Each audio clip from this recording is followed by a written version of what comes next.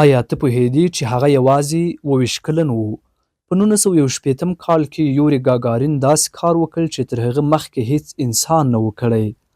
هغه له ځمکې ووت او د فضا په تاریخ کې یې نوې پاڼه پرانیسته. د سړې جګړې په منځ کې د فضا سیالي ډېره توده شوې وه. شوروي اتحاد په 1950 کال کې سپوتنیک چې د نړۍ لومړنۍ مصنوعي سپوږمکۍ وه فضا ته ولېږله. امریکا هڅه کوله چې ځان ورسوي، خو د 1961 کال د اپریل په 12مه شوروي اتحاد یو حیرانوونکی ګام واخیست. هغوی تر هر چا مخکې یو انسان فضا ته ولېږه. یوري ګاګارین په 1934 کال کې د روسیې په یو کوچني کلي کې وزیږید. هغه د یوې فابریکې د کارګر زوی و. وروسته د شوروي هوایي ځواک سره یو ځای شو او د خپل مهارت او زړورتیا له امله وځلید. کله چې شوروي اتحاد د لومړي انساني فضایي سفر لپاره پیلوټ ته اړتیا لرله، یوري وټاکل شو. هغه هوښیار و، تر فشار لاندې آرام پاتې کېده او داسې موسکا یې لرله چې ټول هېواد یې جذب کړی و. د 1961 کال د اپریل په 12مه ګاګارین د ووستوک یو کپسول ته وخوت او په یوه ډېره کوچنۍ څوکۍ کې وتړل شو. هیڅ لاسي کنټرولونه یې نه وو. که کومه ستونزه پیښه شوې وای، هغه به یې د حل توان نه درلود. کله چې راکټ پورته شو، هغه مشهورې خبرې وکړې چې وروسته افسانې شوې: پویا خالی، یعنی راځو.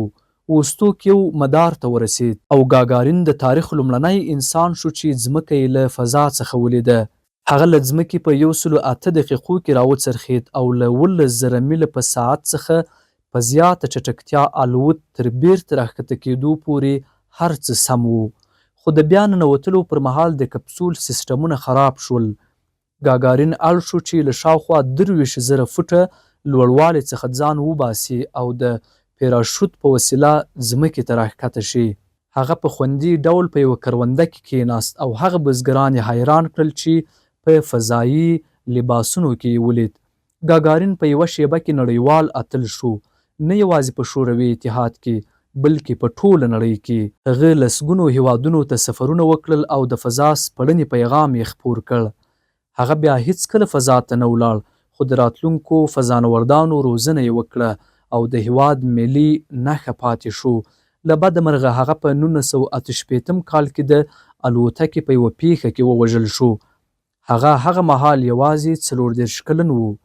نن یوري ګاګارین د هغه انسان په توګه یادېږي چې د کائناتو دروازه یې انسانانو ته پرانیسته او دې کار د سپړنې نوې دوره پیل کړه.